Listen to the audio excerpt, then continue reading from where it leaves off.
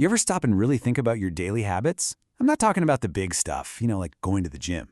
I mean the little things, like how you actually listen when someone's talking, or what's your first reaction to a totally new idea, or even just what you do the second you find yourself alone. Well, it turns out those tiny, almost automatic behaviors, they might be saying a whole lot more than you think about how your brain is actually wired. So let's just cut to the chase. I want you to ask yourself this one simple question. Are your daily habits actually helping you grow? Or are they kind of keeping you stuck in the same old loop? And look, this isn't about judging yourself, not at all. It's just about awareness. So that's what we're going to do here. We're going to dive into some of these everyday behaviors that psychologists have actually linked to the way we think. Think of it as a chance to kind of shine a light on some of our own, mental blind spots. All right, first up, let's talk about the mind traps we all set for ourselves. These are the thought patterns that can seriously limit our potential. And the crazy part is, we often don't even know we're doing it. Okay, so let's start with rigid thinking. You've definitely met this person. Maybe you've been this person. It's that whole my way or the highway attitude. That, nope, that's not how we do things around here vibe. It's when we cling to old ways just because, they're familiar.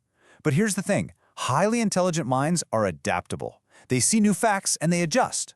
That kind of mental inflexibility, it's really just a fear of uncertainty. And let's be real, life is nothing but uncertainty. And this quote just says it all, doesn't it? If your brain can't bend, it breaks. I mean, wow. In a world that is changing by the second, refusing to adapt doesn't make you smart, it just makes you stuck.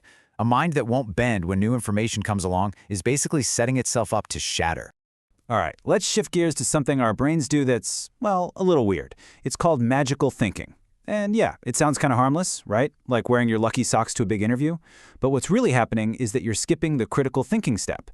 Your brain is just drawing a line between two totally unrelated things, the socks and a good interview, and decides, hey, that's a pattern, when it's really just a coincidence. And this isn't just about lucky socks. It's the same mechanism behind conspiracy theories.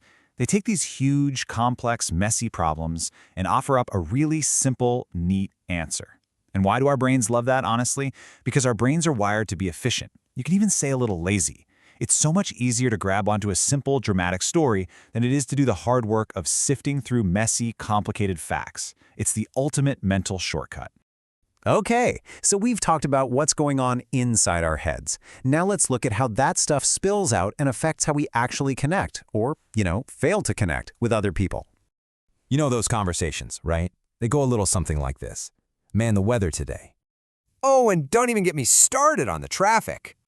So, what you have for lunch? Look, a little bit of small talk is totally normal, is how we connect. But if that is the only gear you have, if every conversation stays in that super shallow end of the pool, that can be a bit of a red flag. Psychologists have a term for it, low need for cognition. It basically means you don't really enjoy thinking hard. Truly intelligent people tend to use small talk as a doorway to get to a deeper conversation, not as the entire house. And what about listening? Or the lack of it? We often think of interrupting or talking over someone as just being rude, right? But it can go deeper than that. Some research links these habits to weaker comprehension skills. So if you find yourself just waiting for the other person to stop talking so you can jump in, it might not be because you're impatient. It could be that your brain is actually struggling to process what they're saying, so it just defaults to prepare my own speech mode. Okay, how about this one? What happens when you're alone? Does the silence freak you out? Is your first instinct to grab your phone, turn on the TV, put on a podcast, anything to fill the quiet? That constant need for noise can be a sign that you're actually avoiding being alone with your own thoughts. See, for a lot of sharp minds, that quiet time, that solitude, is where the real work gets done. It's for reflecting and problem solving. It's not something you run away from.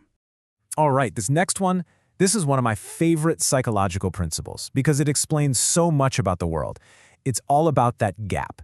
The gap between how competent we think we are and how competent we actually are. It's called the Dunning-Kruger effect. And to put it simply, it's the reason that sometimes the people who know the very least about a topic are the most confident that they're experts. It's a crazy cognitive bias, where their lack of knowledge is so profound, they can't even see how much they don't know. And you see this play out all the time, right? On one side, you have the person who hides their incompetence behind a lot of confidence, maybe a loud voice. But on the other side, you've got the genuinely intelligent person who has no problem at all saying, you know what, I don't know. And why is that? It's because for them, I don't know isn't a failure. It's an opportunity. It's the starting line for learning something new. Okay, let's pull all this together and get really practical. How did these mind traps and cognitive biases actually show up in our daily lives? Let's talk about the small habits that might be, well, a form of self-sabotage. I mean, look at this. It really says it all. You know how some people brag about only needing 4 hours of sleep? That's not a badge of honor. That's just announcing that you're running your most important tool, your brain, on empty. Think about it. After just one all-nighter, your cognitive performance is pretty similar to being legally drunk. That's wild. Smart people protect their sleep because they know it's not a luxury. It's absolutely essential. Here's another one. Instant gratification. It's our desire for the quickest, easiest fix. You know, choosing the fast food over the healthy meal we have to cook, or swiping the credit card instead of saving up. This need for the now over the better later is a classic sign of poor long-term planning. It's literally the whole point of that famous marshmallow test with the kids. The ones who could wait for the second marshmallow, they tended to do better in life down the road. And let's talk about our downtime. There's a huge difference between actively doing something and just passively consuming. Spending hours just doom scrolling on social media or binge watching another series, what that does is it trains your brain to want these quick, easy hits of dopamine. And that makes it so much harder to focus on the deep, meaningful work that actually leads to growth. Even something like gaming. If you're playing for hours but not getting any better, you're not practicing. You're just reinforcing bad habits. And last but not least, blindly following the rules. This could be anything from struggling with IKEA instructions that you know are wrong to jumping on every single social media trend without a second thought.